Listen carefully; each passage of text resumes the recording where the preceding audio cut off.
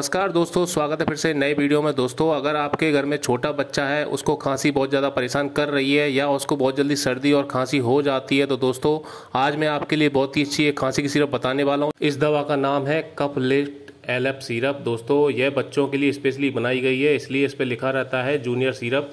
इसलिए दोस्तों इसको बच्चों को ज़्यादातर दिया जाता है। दोस्तों, यह सिरप जो है आपके बच्चे के चेस्ट के अंदर अगर खरखराहट की आवाज़ आती है या बच्चे को निमोनिया की शिकायत हो गई है तो उसको भी बहुत जल्दी सही करती है। दोस्तों, यह डॉक्टर द्वारा सबसे ज़्यादा बच्चों के लिए खांसी के लिए उपयोग में की जाती है।